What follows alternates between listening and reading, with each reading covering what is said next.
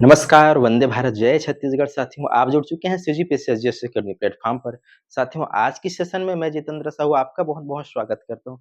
साथियों, आज का सेशन जो है वो बेहद ही ख़ास होने वाला है। आज के सेशन में हम छत्तीसगढ़ का घटनाक्रम टाइटल के अंतर्गत राज्य में जितने भी इम्पोर्टेंट इवेंट हुए हैं 1 से लेके 10 तारीख तक, अगस्त 1 से लेके 7 तारीख तक, यानी कि साप्ताहिक करंट अफ़ेयर के बारे में हम चर्चा करेंगे। साथियों, ये करंट अफ़ेयर जैसे सब्जेक्ट जो है वो किसी भी एग्ज़ाम के लिए ज़रूरी क्यों हो जाता है? तो साथियों, ये बेहद ही इम्पोर्टेंट है। किसी भी एग्ज़ाम के लिए करंट अफ़ेयर लगभग लगभग अगर कहा जाए तो 10 क्वेश्चन जो है वो बनते ही बनते हैं। इनमें से अगर आप छत्तीसगढ़ का एग्ज़ाम दे रहे हैं, तो 5 से ऊपर क्वेश्चन तो आपके बने ही बनेंगे।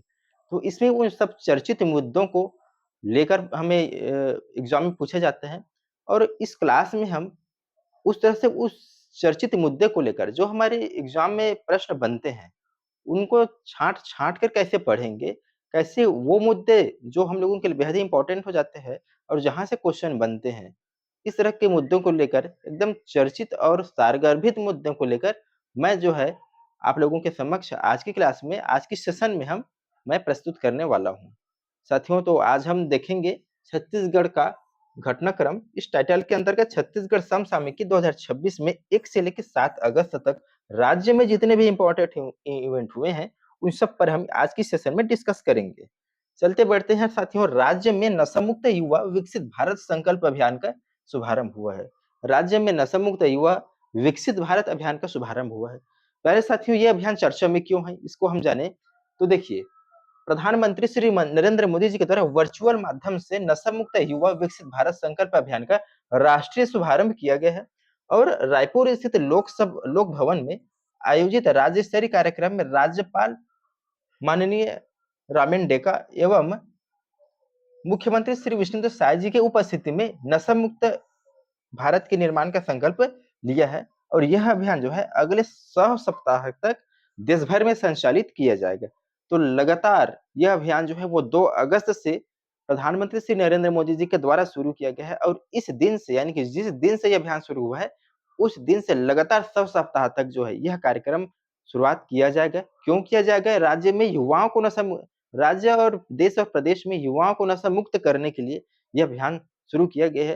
क्योंकि युवा अक्सर कई प्रकार के नशे में आदी हो जाते हैं, तो उस तरह से कैसे उन नशे को हम दूर कर सकते हैं और आपका क्या योगदान है विकसित भारत @2047 के निर्माण में? इस तरह के जो बातें हैं, उनको युवाओं को इस कार्यक्रम के माध्यम से समझाया जाएगा। आइए इस बात को हम देखते हैं कुछ महत्वपूर्ण बिंदुओं में।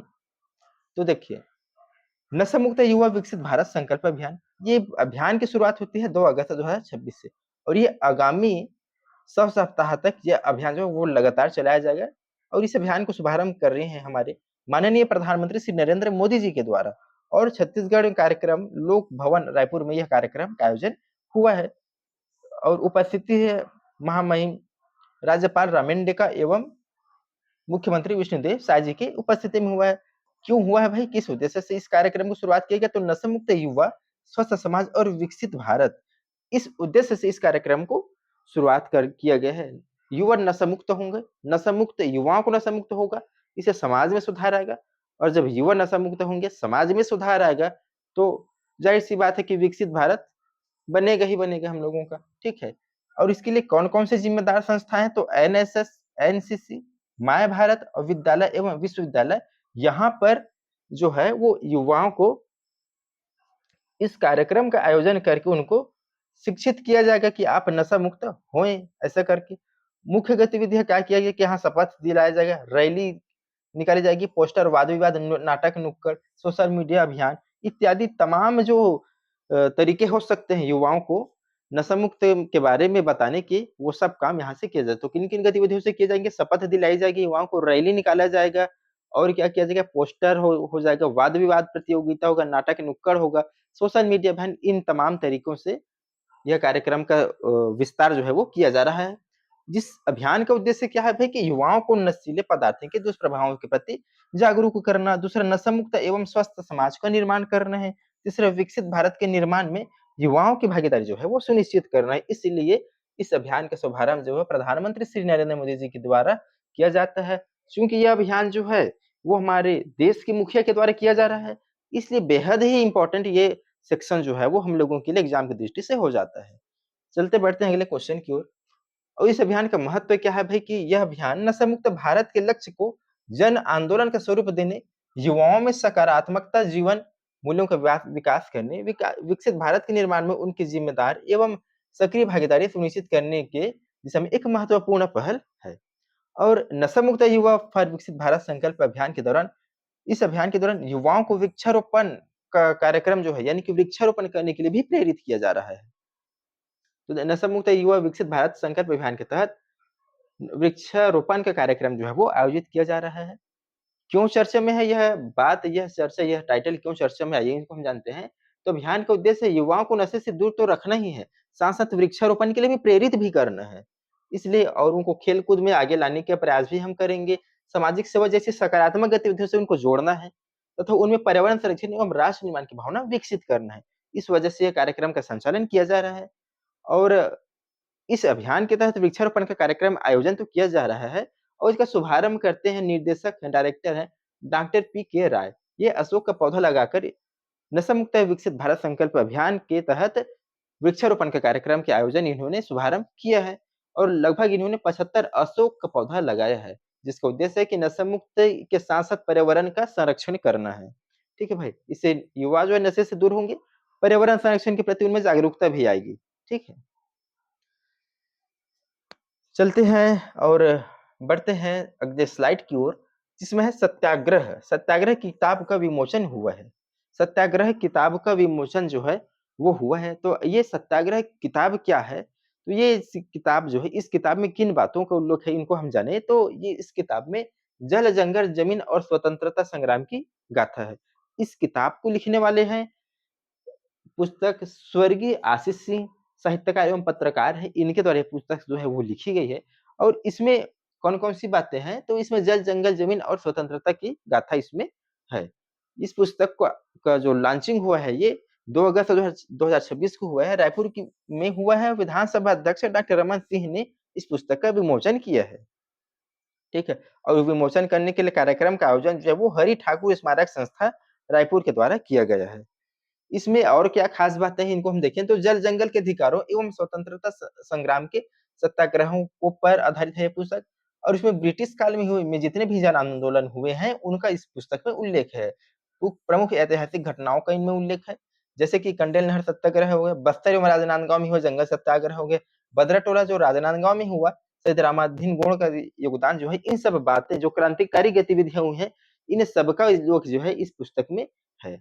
इन कारणों से पुस्तक जो है वो इम्पोर्टेंट हो जाता है।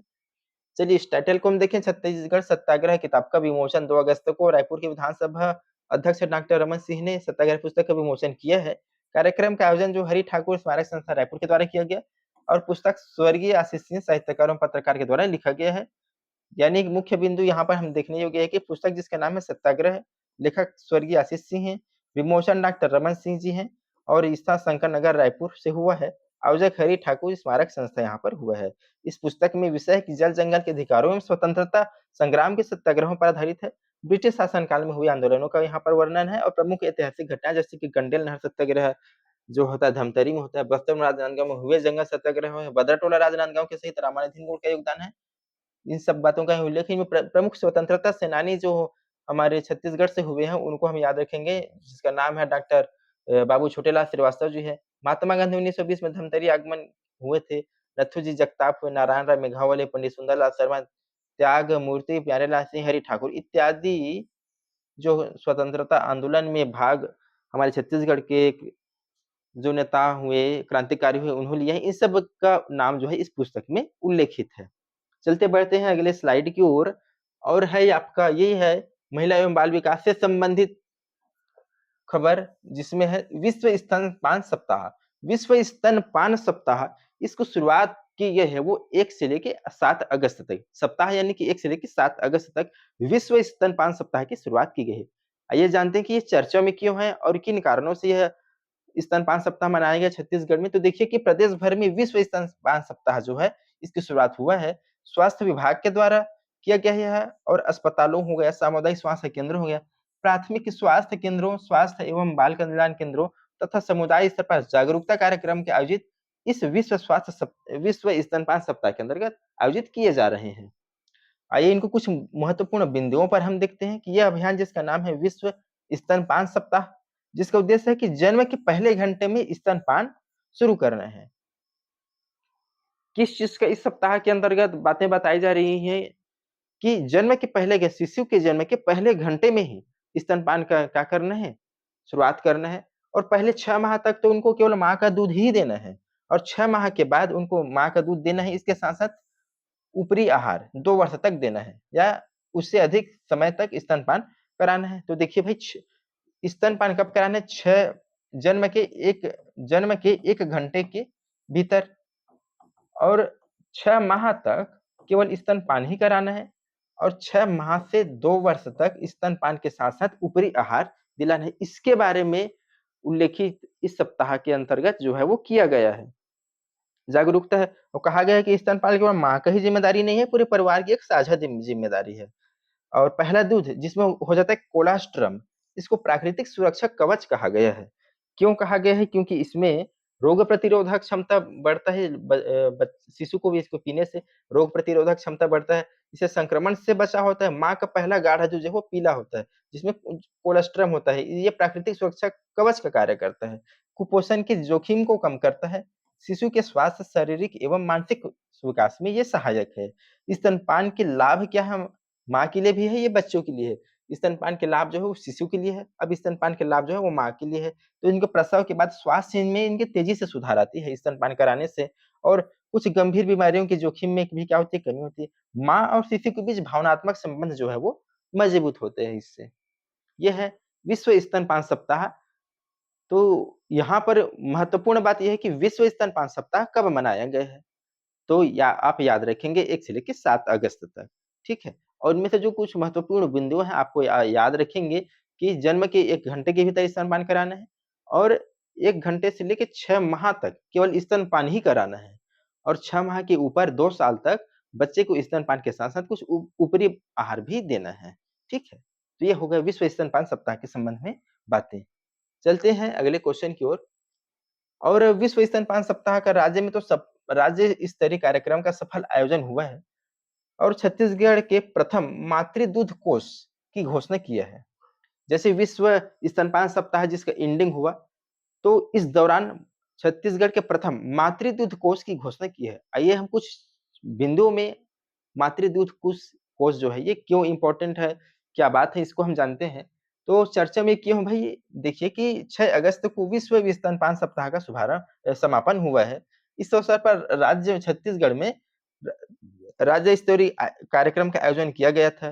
किस कार्यक्रम के अंदर विश्व स्तनपान सप्ताह के अंतर्गत और कार्यक्रम में छत्तीसगढ़ के प्रथम मातृ दूध कोष की स्थापना की घोषणा की गई है। आइए इसको हम कुछ बिंदुओं में समझते हैं। तो देखिए इसका आयोजन जो होता है वो रायपुर में होता है और अवसर विश्व स्तनपान सप्ताह के अवसर पर होता है 1 से लेके 7 अगस्त के बीच मनाया जाता है। उसी अवसर पर यह क इसकी घोषणा किया जाता है और इसके आयोजक होते हैं स्वास्थ्य एवं परिवार कल्याण विभाग छत्तीसगढ़ शासन और राष्ट्रीय स्वास्थ्य मिशन एनएचएम राज्य स्वास्थ्य प्रणाली संसाधन केंद्र, ये होते हैं इनके आयोजक। इनमें मुख्य आकर्षण का केंद्र क्या हो जाता है कि माता यशोदा सम्मान। ये माता यशोदा सम्मान जो है, ये बेहद ही इम्पोर्टेंट हो जाता है। तो ये क्या है भाई कि इसमें राज्य के विभिन्न जिलों से चयनित जो 10 माताएँ हैं, उनको सम्मानित किया गया है। तो विश्व स्तनपान सप्ताह का आयोजन जो है वो 1 से लेके 7 अगस्त के बीच किया गया है और इसके राज्य स्तर में सफल आयोजन का समापन अवसर पर एक सम्मान दिया गया है जिसका नाम है माता यशोदा सम्मान। यह राज्य के 10 चुनिंदा महिलाओं को दिया गया है, चुनिंदा माताओं को इस माता यशोदा सम्मान से सम्मानित किया गया है। क्यों किया गया है कि इन माताओं ने जो है वो मातृ दुग्ध दान कर नवजात शिशु की सहायता की है और जिन्होंने अपनी माता का दूध उपलब्ध नहीं हो पा रहा था, तो इन्होंने ऐसे बच्चों को दुग्ध दान किए हैं, जिनके माताओं को जो है वो दूध का उपलब्ध नहीं हो पा रहा था, तो उनको इन्होंने नवजात शिशुओं को दुग्ध दान किए हैं। और मातृ दूध कोष ये क्या है? क्योंकि समापन अवसर पर मातृ दूध कोष की घोषणा किया है, तो ये क्या है कि प्रदेश छत्तीसगढ़ में प्रदेश के प्रथम मात ह्यूमन मिल्क बैंक यानी मातृ दूध कोष की स्थापना की घोषणा की है। जिसका उद्देश्य जरूरतमंद नवजात शिशुओं को सुरक्षित एवं मानवीय मातृ दुग्ध उपलब्ध कराना है। जिस तरह से ब्लड बैंक होता है, यानी कि वहाँ ब्लड बैंक रहता है, यानी कि ब्लड की जरूरत अगर पड़ती है तो आप वहां से डायरेक्ट ब्लड ला सकते हैं। उसी तर्ज पर मातृ दूध कोष की भी स्थापना किया गया है और इसके मुख्य अतिथि हैं श्री श्याम बहरी जायसवाल, स्वास्थ्य एवं परिवार कल्याण मंत्री छत्तीसगढ़ शासन। इस कार्यक्रम के मुख्य अतिथि थे। मितानिन कार्यक्रम, छत्तीसगढ़ के मितानिन कार्यक्रम के 25 वर्ष पूरे होने के योगदान को भी इस स्तनपान सप्ताह के अंतर्गत रेखांकित किया गया है। मितानिन कार्यक्रम, ये मितानिन कार्यक्रम जो है वो छत्तीसगढ़ के में 25 वर्ष इनके पूरे हो गए हैं और इस दौरान इनको सम्मानित किया गया है। ठीक है, कब? विश्व स्तनपान सप्ताह के समापन के दौरान। इसमें मितानिन बहनें विशेषकर ग्रामीण एवं वंचित क्षेत्रों में मातृ एवं शिशु स्वास्थ्य सेवा पहुंचाने में महत्वपूर्ण भूमिका निभाती है। इसके लिए इनको क्या किया गया है? सराहना किया गया है। ठीक है, तो ये है आपका यहाँ से बातें। चलते हैं और हम देखते हैं वन महोत्सव। अब आ जाते हैं हम वन महोत्सव एवं पीपल फॉर पीपुल अभियान और एक पेड़ माँ के नाम। तो क्या है ये?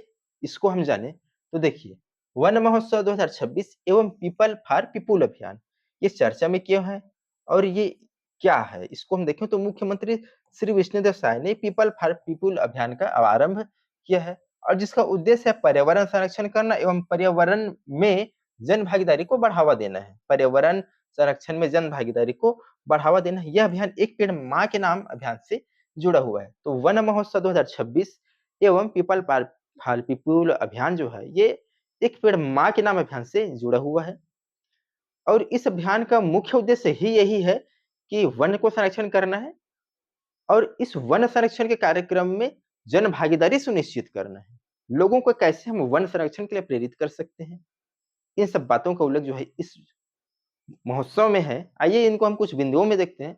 तो ये जो वन महोत्सव 2026 है, इसका शुभारंभ होता है 5 अगस्त 2026 को। आप इस डेट को बेहद ही अच्छे तरीके से याद रखेंगे। वन महोत्सव का शुभारंभ होता है 5 अगस्त को होता है और इस अभियान का नाम है पीपल फॉर पीपुल अभियान। वन महोत्सव के अंतर्गत एक अभियान जो है वो चलाया जा रहा है जिसका नाम है पीपल फॉर पीपुल अभियान। मुख्यमंत्री ने अपने माँ के नाम पर पीपल का पौधा लगाकर पीपल फॉर पीपुल अभियान की शुरुआत की है। तो पीपल फॉर पीपुल अभियान, इस अभियान की शुरुआत करने वाले हैं मुख्यमंत्री श्री विष्णुदेव साय जी। इन्होंने अपनी माँ के नाम पर एक पौधा लगाया और पौधा जिसका नाम है पीपल का पौधा लगाकर इस अभियान की शुरुआत की है। यह अभियान जो है वो 5 अगस्त को शुरू होता है। अभियान के तहत 15 एकड़ की भूमि में 1500 से अधिक पीपल के पौधे लगाए गए हैं और 2026 में 2.5 करोड़ पौधे लगाए जाने का लक्ष्य रखा गया है। आइए बढ़ते हैं एक पेड़ माँ के नाम अभियान। तो देखिए भाई, इसकी शुरुआत जो है वो विश्व पर्यावरण दिवस 5 जून 2024 को हुआ है। एक पेड़ माँ के नाम अभियान, इस अभियान की शुरुआत जो है वो 2024 को हुआ है। कब होता है? 2024 में 5 जून को। ये 5 जून बेहद ही इंपॉर्टेंट डेट है। विश्व पर्यावरण दिवस जो है वो इस तारीख को मनाया जाता है और इसी तारीख को एक पेड़ माँ के नाम अभियान की शुरुआत किया गया है। और यह प्रेरणा यह अभियान प्रधानमंत्री नरेंद्र मोदी जी से प्रेरित है। पिछले 2 वर्षों में 7 करोड़ से अधिक पौधे जो है वो इस अभियान के तहत लगाए गए हैं, जिसका उद्देश्य है कि पर्यावरण संरक्षण करना है, मातृ सम्मान करना है। पर्यावरण संरक्षण, मातृ सम्मान, ठीक, मातृ सम्मान, इसीलिए तो जो है वो एक पेड़ माँ के नाम अभियान को संचालन किया जा रहा है और जन भागीदारी को बढ़ावा देना।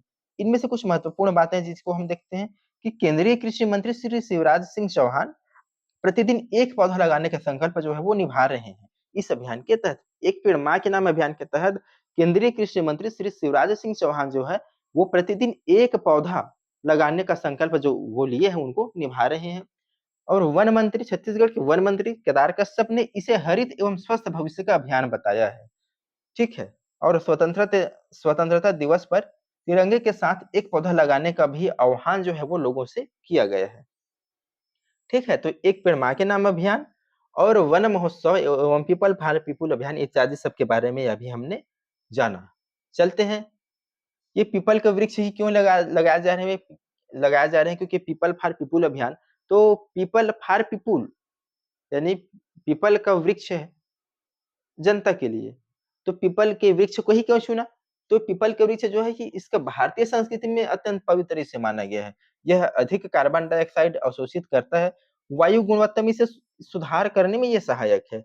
जैव विविधता संरक्षण में ये महत्वपूर्ण है और शहरी प्रदूषण को कम करने में उपयोगी है। इसीलिए जो है वो पीपल वृक्ष को चुना गया है। चलते हैं, एक पेड़ माँ के नाम अभियान 3.0 अभियान का शुभारंभ हुआ है। एक पेड़ माँ के नाम अभियान जो है ये 5 जून 2024 को तो इसकी शुरुआत हुई है। अब इस साल एक पेड़ माँ के नाम अभियान जिसका वर्जन है 3.0 इसका शुभारंभ भी हुआ है।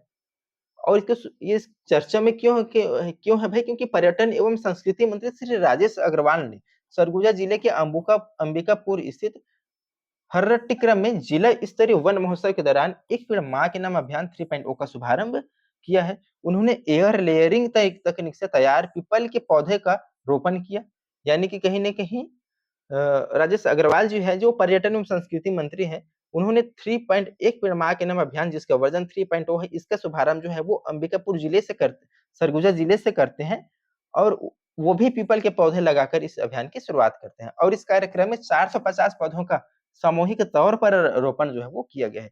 इनमें से कुछ बिंदु हैं जिसको हम जानते हैं कि ये अभियान जो है एक पेड़ माँ के नाम अभियान 3.0 है, इसके शुभारंभ श्री राजेश अग्रवाल जी हैं। हर्रटिकरा अंबिकापुर सरगुजा से इसकी शुरुआत होती है। अवसर जिला स्तरीय वन महोत्सव के दौरान होती है। विशेष पौधा एयर लेयरिंग तकनीक से तैयार पीपल का पौधा यहाँ पर उन्होंने लगाया है। सामूहिक वृक्षारोपण कर 450 पौधे का सामूहिक वृक्षारोपण हुआ है। इसमें प्रमुख प्रजातियां हैं जैसे गुलर हो गया, पीपल हो गया, शीशम, गुल्लू एवं बरगद। तो सामूहिक पौधारोपण जिसमें 450 पौधे लगाए गए हैं, उनमें से अकेला सिर्फ पीपल के वृक्ष नहीं है। इनमें गुलर हो गया, पीपल हो गया, शीशम हो गया, गुल्लू एवं बरगद, ये पौधे जो है उनका लगाया गया है। और संदेश भी दिया है कि प्रत्येक नागरिक कम से कम एक पौधा लगाए और उनके संरक्षण का संकल्प ले। और ट्री एटीएम कार्यक्रम में ट्री एटीएम के माध्यम से पौधारोपण की अभिनव व्यवस्था प्रदर्शित भी किया गया है। किसान वृक्ष मित्र योजना का भी लॉन्च किया गया है। हितग्राहियों को नीलगिरी के पौधे वितरित कर कृषि वानिकी को बढ़ावा देने के लिए किसान मित्र योजना के तहत ये कार्यक्रम हुआ। ठीक है, अभियान का महत्व क्या है कि भाई कि इससे पर्यावरण का संरक्षण होगा और हरित आवरण में क्या होगी, वृद्धि होगी, जैव विविधता का संरक्षण होगा, कृषि वानिकी को बढ़ावा मिलेगा, इससे वन्य जीव संरक्षण के प्रति जागरूकता आएगी, जन भागीदारी से पर्यावरण संरक्षण होगा और आने वाली पीढ़ियों के लिए स्वच्छ एवं सुरक्षित पर्यावरण जो है वो मिलेगा। चलिए, तो ये है आपके वन से संबंधित यानी कि एक पेड़ माँ के नाम अभियान और पीपल फॉर पीपुल अभियान से संबंधित बातें। अब हम देखते हैं छत्तीसगढ़ में एक है एफआरए एवं पेसा एक्ट। इसके लिए एक टास्क फोर्स का गठन हुआ है और इस टास्क फोर्स का जो गठन हुआ है, इसकी पहली बैठक जो होती है वो 5 अगस्त 2026 को हुई है। तो इस पहली बैठक में किन-किन बिंदुओं पर चर्चा हुआ, क्या-क्या घटनाएँ घटित हुई और क्या निर्णय लिए गए, आइए इसको हम देखते हैं। देखिए, ये चर्चा में क्यों है भाई? क्योंकि छत्तीसगढ़ में वन अधिकार अधिनियम एफआरए 2026 एवं पेशा अधिनियम 1996 के प्रभावी क्रियान्वयन हेतु एक टास्क फोर्स का गठन हुआ और इसका पहली बैठक भी आयोजित हुआ। इस बैठक में अनुसूचित क्षेत्रों में ग्राम स्वशासन, वन अधिकारों एवं समावेशी विकास को मजबूत करने की रणनीति पर चर्चा हुई है। तो इस एफआरए एवं पेशा टास्क फोर्स के लिए का जो गठन हुआ है, जो बैठक हुआ है, इसमें किन-किन मुद्दों पर चर्चा हुई, आप इनको याद रखेंगे। अनुसूचित क्षेत्रों में ग्राम स्वशासन और वन अधिकारों एवं समावेशी विकास को मजबूत करने की रणनीति पर चर्चा हुई है। आइए देखते हैं, कुछ महत्वपूर्ण बिंदुओं में इनको जानते हैं। बैठक जो होती है एफआरए एवं पेशा टास्क फोर्स की, ये पहली बैठक है और इसकी अध्यक्षता करते हैं इस बैठक की श्री विष्णुदेव साय जी। और बैठक जो कहाँ आयोजित होगी, महानदी मंत्रालय भवन रायपुर में होता है। अगस्त जो है वो 5 अगस्त 2026 को इस बैठक की आयोजन होता है, जिसका मुख्य उद्देश्य है कि एफआरए एवं पेशा का प्रभावी क्रियान्वयन हो। और इस दौरान यह निर्णय लिया गया कि राज्य में अब एक नई समिति, राज्य स्तरीय कार्य योजना समिति का गठन किया जाना है और जिला स्तर पर पेशा निगरानी समितियां जो है वो सक्रिय होगी। ठीक है, ये बातें निर्णय लिया गया है और सरकार चाहती है कि आदिवासी क्षेत्र में रहने वाले लोगों को उनकी जमीन जैसे कि जंगल और जल पर कानूनी अधिकार मिले तथा गांव का विकास ग्राम सभा की भागीदारी से हो। यह निर्णय जो है वो एफआरआई एवं पेशा टास्क फोर्स की बैठक में ये निर्णय लिया गया कि आदिवासी जो है उनका अधिकार है कि वो जिस क्षेत्र में रहते हैं यानी कि जैसे कि जमीन, जंगल और जल पर उनको अधिकार मिले और गांव के विकास में ग्राम सभा की भागीदारी महत्वपूर्ण हो। ठीक है। चलिए जानते हैं कि एफआरए क्या होता है। तो ये forest rights act 2006, FRA, FRA आप याद रखेंगे, फॉरेस्ट राइट एक्ट 2006 और पेशा act 1996। FRA forest right right act 2006 क्या है भाई कि इसका उद्देश्य है कि वनवासियों एवं आदिवासियों को वन भूमि एवं संसाधनों पर अधिकार देना। वनवासियों एवं आदिवासियों को वन भूमि को वनवासियों एवं आदिवासियों को वन भूमि एवं संसाधनों पर अधिकार देना, इस उद्देश्य से यह एक्ट जो है वो लाया गया था। तो जैसे कि व्यक्तिगत वन अधिकार देना है, सामुदायिक वन अधिकार देना है, कम्युनिटी फॉरेस्ट रिसोर्स राइट, ये है इस अभियान का उद्देश्य। पेशा एक्ट क्या है कि जिसका फुल फॉर्म है Panchayat extension to scheduled area, यानी कि अनुसूचित क्षेत्रों में भी पंचायतों का विस्तार, जिसका उद्देश्य है कि अनुसूचित क्षेत्रों में ग्राम सभा को अधिक से अधिक अधिकार देना है। जिसका प्रमुख प्रावधान है इसमें हम देखते हैं कि ग्राम सभा की अनुमति, स्थानीय संसाधनों पर नियंत्रण, परंपरागत संस्कृति की रक्षा, स्थानीय विकास में जनभागीदारी, इस पेशा एक्ट के अंतर्गत रखा गया है। चलिए हम आगे बढ़ते हैं मंत्रिपरिषद के कुछ निर्णय पर। देखिए 5 अगस्त को एक बैठक होती है और इस बैठक में छत्तीसगढ़ के मंत्रिपरिषद जो है वो कुछ निर्णय लेते हैं। आइए ये निर्णय और इस दिन जो बैठक हुए है वो किन कारणों से चर्चा में आया, किन मुद्दों को लेकर बेहद ही खास है, इसको हम जानते हैं। तो देखिए ये चर्चा में क्यों है कि बैठक जो है वो महानदी भवन में होती है, रायपुर में इसका आयोजन होता है और इसमें मंत्रिपरिषद की बैठक में 7 महत्वपूर्ण लिए गए हैं, जिनका उद्देश्य है कि डिजिटल गवर्नेंस, औद्योगिक विकास, अधोसंरचना, वित्तीय सुधार एवं ऊर्जा के क्षेत्र को सशक्त बनाना है। किन-किन मुद्दों पर बैठक में निर्णय लिया गया है कि डिजिटल गवर्नेंस, औद्योगिक विकास, अधोसंरचना, वित्तीय सुधार एवं ऊर्जा संरक्षण को मुद मुद्दे पर लिए गए। 7 मुद्दे और कुछ इनको हम कुछ बिंदुओं में देखते हैं कि जैसे कि बैठक होता है, मंत्रिपरिषद की बैठक होता है, ये कैबिनेट स्तर की बैठक है। कहाँ होती कब होती है? 5 अगस्त को। इस बैठक की अध्यक्षता करते हैं मुख्यमंत्री श्री विष्णुदेव साय जी। इस बैठक में जो 7 महत्वपूर्ण लिए गए हैं वो कौन-कौन से हैं कि एआई मिशन आप सिर्फ़ इन बिंदुओं को याद रखेंगे। AI mission, AI data labs और centre for excellence AI startup. तो AI mission, AI data labs, AI startup, training, AI training, ठीक? और उसके बाद सेंटर फॉर एक्सीलेंस। बीईएमएल, अब ए के बाद क्या आ जाएगा? बी, तो बीईएमएल उसके बाद वेमिस, WAMIS वेमिस और वेमिस डेवलप्ड बाय सीडैक पुणे और एडीबी ग्रांट, इस पर भी निर्णय लिए गए हैं और परियोजना अंजोर लाइट परियोजना चलाए जाएंगे, ऐसे कुछ निर्णय लिए गए हैं। अवधि जो है वो 2026 से लेकर 2029 तक और SSNA और CSPGCL इत्यादि जो है वो 7 बिंदु हैं। उन पर जो है वो जो 5 अगस्त के मंत्रिपरिषद की जो बैठक होती है, इस पर निर्णय लिए गए हैं। चलते हैं, ये कुछ हैं उन्हीं से संबंधित। चलिए आगे बढ़ते हैं। उत्कृष्ट खिलाड़ियों की सूची जारी होती है 5 अगस्त 2026 को। छत्तीसगढ़ में जो खिलाड़ी हुए हैं, छत्तीसगढ़ के जो खिलाड़ी हैं, उनको अब सम्मान दिया जाएगा और उनको राज्य प्रशासन में उनकी भागीदारी सुनिश्चित किया जाएगा। ऐसा कुछ निर्णय जो है वो 5 अगस्त को छत्तीसगढ़ सरकार के द्वारा लिया गया है। तो ये उत्कृष्ट खिलाड़ियों की सूची जारी हुई है और ये किन कारणों से चर्चा में आया, इसको हम देखते हैं। तो देखिए छत्तीसगढ़ शासन ने 5 अगस्त 2026 को उत्कृष्ट खिलाड़ियों की आउटस्टैंडिंग प्लेयर की बहुप्रतीक्षित जो है वो सूची जारी कर दी गई है और यह सूची छत्तीसगढ़ उत्कृष्ट खिलाड़ियों को शासकीय सेवा में नियुक्ति नीति 2007 के तहत राजपत्र में अधिसूचित किया गया है। जो उत्कृष्ट खिलाड़ी हैं जो जिन्होंने राज्य का नाम जो है वो देश स्तर पर विदेशों में रोशन किए हैं, छत्तीसगढ़ राज्य को गौरवान्वित किए हैं, ऐसे खिलाड़ियों को अब क्या किया जाएगा शासकीय सेवा में, छत्तीसगढ़ की जो शासकीय सेवा है, उसमें छत्तीसगढ़ शासकीय सेवा में नियुक्ति नीति 2007 के तहत स्थान दिया जाएगा। आइए देखते हैं कुछ बिंदुओं में इनको। तो तिथि जो है वो 5 अगस्त को यह बात का निर्णय लिया जाता है। इसमें कुल 156 खिलाड़ियों का चयन किया गया है।